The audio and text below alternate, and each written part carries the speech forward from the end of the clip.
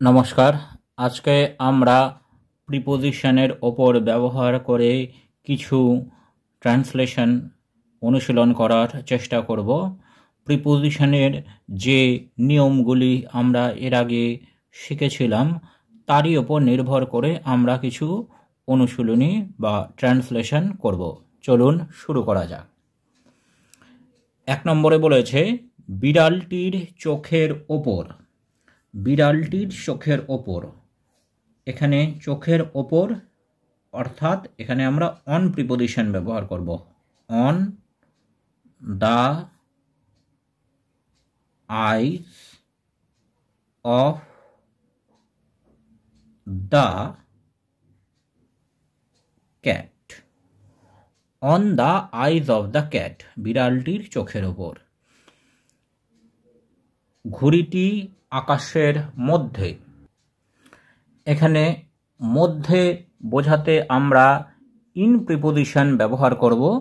তাহলে আমরা এখানে লিখব ঘুড়িটি আকাশের মধ্যে, অর্থাৎ ঘুড়িটি দ্য কাইট। এটি সাবজেক্ট বা উদ্দেশ্য। সাবজেক্টের পর ইংরেজিতে বি ভার্ব বসাতে হয়, তাহলে এখানে আমরা একটা বি ভার্ব বসাবো। সিঙ্গুলার নাম্বার যেহেতু, সেজন্য এখানে বসবে is. The kite is in the sky. The kite is in the sky. 3 নম্বরে আছে বাতিটি টেবিলের উপরে। বাতিটি অর্থাৎ আলো, দ্য ল্যাম্প, টেবিলের ওপরে। তাহলে এক্ষেত্রে আমরা লিখব বাতিটি দ্য ল্যাম্প। এখানেও আমরা ইজ বিভার্বটি ব্যবহার করব। দ্য ল্যাম্প ইজ, ওপরে, এখানে যেহেতু স্পর্শ করে আছে সেই জন্য অন প্রিপোজিশন বসবে। On the table.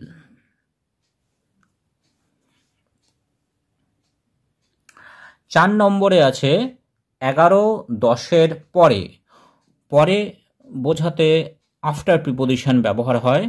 তাহলে প্রথমে 11,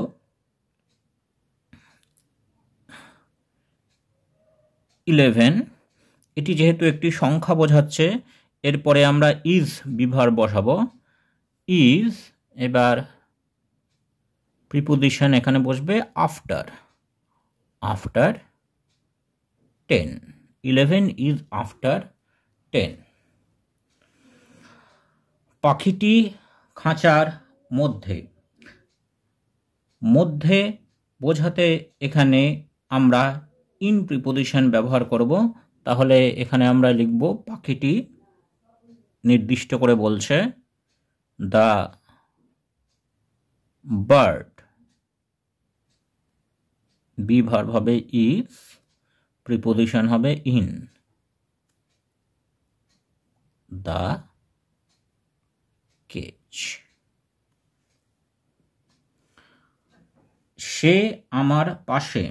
সে আমার পাশে। পাশে বোঝাতে আমরা বিসাইড প্রিপোজিশন ব্যবহার করি। তাহলে এখানে আমরা লিখব হি। হি এর পরে বি ভার্ব হবে ইজ, তারপরে প্রিপোজিশন বসবে beside. He is beside me. আমার ইংরাজি me. He is beside me. তারপরে এখানে 8 নম্বরে বলেছে পেন্সিলটি হয় বইগুলোর মধ্যে। এখানে বইগুলো অর্থাৎ অনেকগুলো বইয়ের মধ্যে একটি পেন্সিল আছে বোঝাচ্ছে। তাহলে অনেকগুলোর মধ্যে বোঝাতে আমরা অ্যামং প্রিপোজিশন ব্যবহার করি। তাহলে এখানে আমরা লিখব দ্য পেন্সিল ইজ, এখানেও ইজ বিভার্ব হবে, among the books. The pencil is among the books. এইবার 9 নম্বরে বলেছে ভিক্ষুকটি দাঁড়িয়ে ছেলেদের মধ্যে। এখানেও ভিক্ষুকটি দাঁড়িয়ে আছে ছেলেগুলোর মধ্যে, অর্থাৎ অনেকগুলো ছেলের মধ্যে একজন দাঁড়িয়ে আছে। তাহলে এখানে আমরা এমং প্রিপোজিশন ব্যবহার করব। তাহলে এখানে লিখব দ্য বেগার দাঁড়িয়ে stands, the বেগার stands among the boys. The beggar stands among the boys. এরপরে 10 নম্বরে বলেছে আলো আসে সূর্য থেকে। আলো আসে সূর্য থেকে, থেকে বোঝাতে সাধারণত আমরা ফ্রম প্রিপোজিশন ব্যবহার করি। তাহলে এখানে আমরা লিখব আলো লাইট আসে কামস,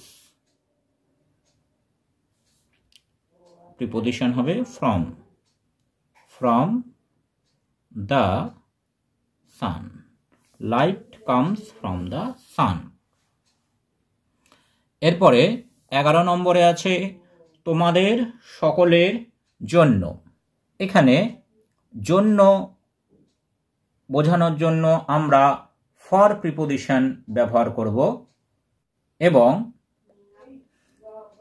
সকলের এর বোঝাতে আমরা অফ প্রিপোজিশন ব্যবহার করি। সেক্ষেত্রে আমরা অলের পর অফ প্রিপোজিশন ব্যবহার করব। তাহলে এখানে আমরা এভাবে লিখতে পারি তোমাদের সকলের জন্য, জন্য অর্থাৎ ফর প্রিপোজিশন, ফর সকলে অল, অফ তোমাদের you, for all of you. পাত্রটি মাটির তৈরি। এখানে মাটির তৈরি, তাহলে মাটির এর বোঝাতে আমরা অফ প্রিপোজিশন ব্যবহার করি। তাহলে এখানে আমরা লিখব পাত্রটি, দ্য পট বিভাগ হবে ই, তৈরি, মেড অফ মাটি soil, the pot is made of soil. কাঁচি দিয়ে কাটা, দিয়ে বোঝাতে উইথ প্রিপোজিশন ব্যবহার করা হয়। তাহলে এখানে আমরা লিখব কাটা, ইংরেজি কাট, কাট উইথ, উইথ প্রিপোজিশন, তারপরে কাঁচি, কাঁচি ইংরেজি স্কাইসার্স।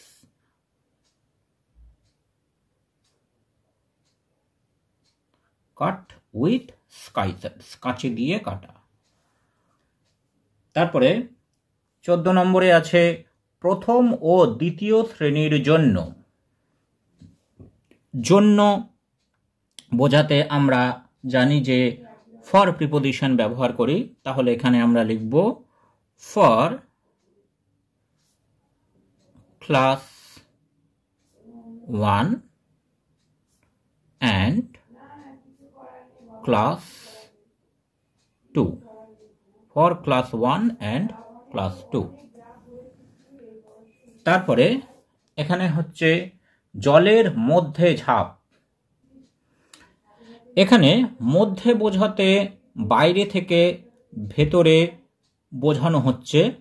তাহলে এখানে আমরা লিখব প্রথমে ঝাঁপ অর্থাৎ জাম্প, এইখানে আমরা প্রিপোজিশন ব্যবহার করব into, jump into the water, জলের মধ্যে ঝাঁপ, জাম্প ইনটু দ্য ওয়াটার।